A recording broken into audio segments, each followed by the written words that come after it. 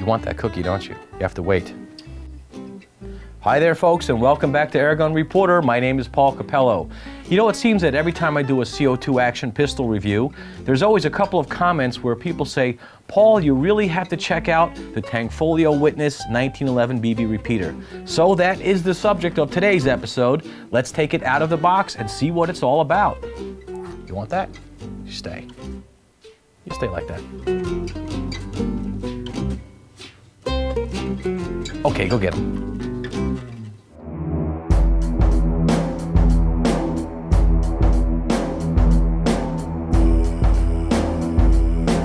The Tanfoglio Witness comes packaged in a cardboard box, and personally I do prefer paper over plastic clamshells that are difficult to reuse. One specification on the box inaccurately claims that the gun has a hop-up feature that puts a backspin on the BB to increase upward lift of the projectile.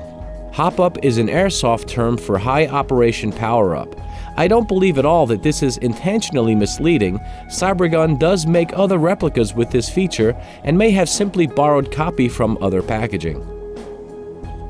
When you first pick up the Tanfoglio Witness, you'll be treated to a realistic feel and a hefty, satisfying weight. The gun is made almost entirely from die-cast metal, and the surface is smooth and void of any seams or flashing that would otherwise detract from the realism. The recoil on this gun is also quite impressive. Inside the box, we have the pistol, the instruction manual, a warranty card, a BB sampler box, and the 1/4 inch hex wrench for piercing the CO2 cartridge. Like many replica air guns, the metal parts are painted, and in time this simulated parkerized finish is going to wear off around the moving parts. In my opinion, this doesn't take away from the enjoyment of casual target shooting with these guns. Starting at the muzzle, we can see the simulated .45 caliber rifling and recessed smoothbore brass barrel. Functioning parts include the slide stop lever, the beaver tail grip safety, thumb safety, and plunger tube. Authentic checkering can be found on the plastic grips, the mainspring housing, the hammer, and even on the face of the trigger. The mainspring housing also sports a government-issued style lanyard loop. With a little modification, aftermarket 1911 grips can be fitted onto the Witness, and from what I've seen around the internet, they look great on this replica. Markings on the gun include the serial number, the standard "not a toy" warning, the caliber, and the circled S, which is believed to be the final barrel inspection or maker's mark on real firearms, but it's still somewhat of a mystery. The F in Pentagon is put there for the German market, indicating that the airgun's energy output is no more than 7.5 joule or 5.5 foot-pounds. The front and rear sights are fixed, so you may have to adjust your point of aim while shooting. The drop-free magazine adds another touch of realism. You'll have to secure and pierce the CO2 cartridge with the provided hex wrench, but that's a small price to pay for ultra-realism. The follower spring does latch at the bottom of the magazine, but you'll have to press the lever to feed the BBs. It's not a top-loading magazine. The follower spring is a bit of a nail buster and under very high tension, but I did get used to it over time.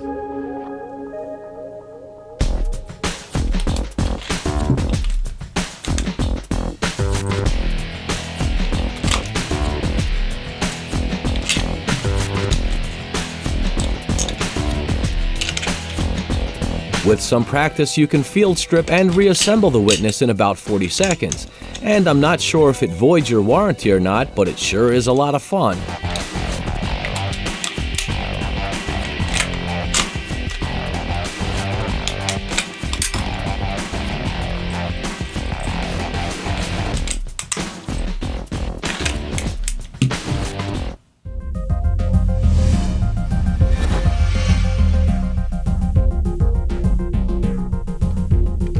The advertised velocity of the Witness is 320 feet per second.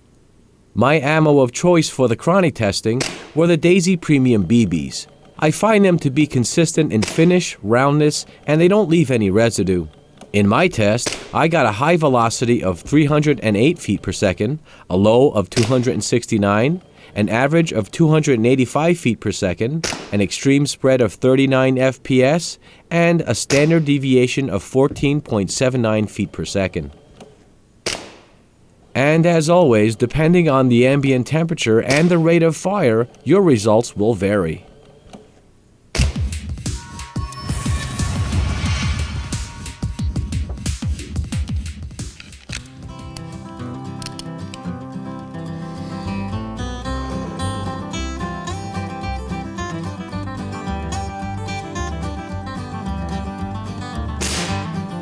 My first accuracy test was at the bench, with the gun rested on my favorite beanbag. The magazine holds 18 rounds, but I found that a maximum of 16 rounds in the magazine gave me better results, avoiding the occasional jam. My pellet trap was 20 feet from the bench, and that diamond-shaped reactive target is only 2 inches.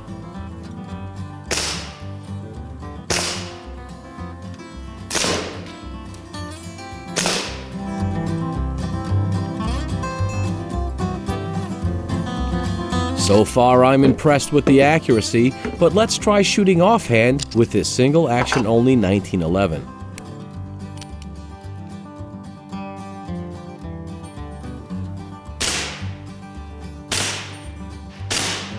At the same distance, my group opened up a bit, but again, I was happy with the results, despite a couple of flyers.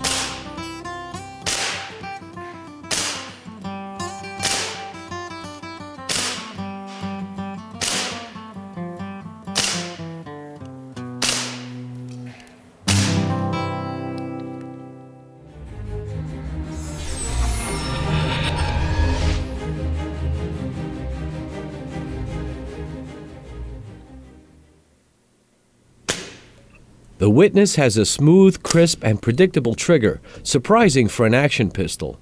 And this lends to its accuracy after a few hours of practice, of course.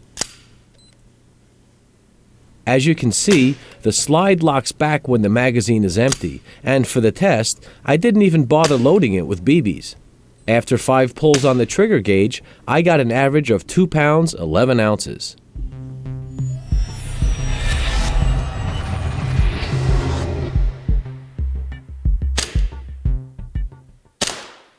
With my sound meter about 4 feet from the gun and slightly off to the left, I was able to get a maximum decibel reading of 88.6. In my opinion, the Tanfoglio Witness is backyard and indoor friendly in the low to medium loudness category. With a fresh CO2 cartridge loaded in the Witness, I managed to get 54 good shots before the gun simply refused to fire. This gun is so much fun to shoot, you'll either want to enjoy slow, deliberate shooting or simply empty the magazine as fast as you can.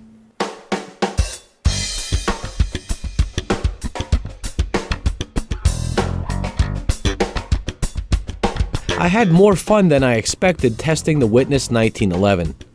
This is a great action pistol for practicing firearm proficiency and for just the pleasure of indoor and outdoor paper punching. Taking inspiration from other enthusiasts, I decided to strip the paint off of several die-cast parts and put a nice polish on them.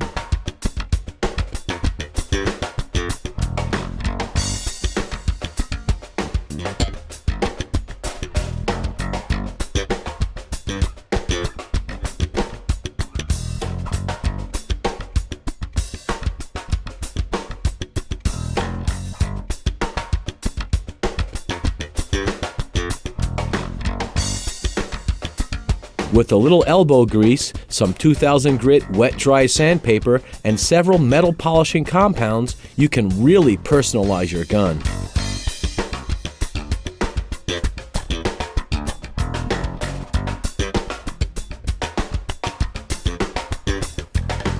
Well, folks, I have to say, despite a couple of very minor gripes, I really like to thank those people who recommended I review the Tanfoglio Witness 1911. It's super realistic, fully functional, and not only deserves a place in my action pistol collection, but is now among my top 10 favorites of all time. For Airgun Reporter, my name is Paul Capello. Until next time, shoot safe and have fun. Please remember, folks, air guns are not toys. Even the smallest calibers can cause serious harm if not used properly.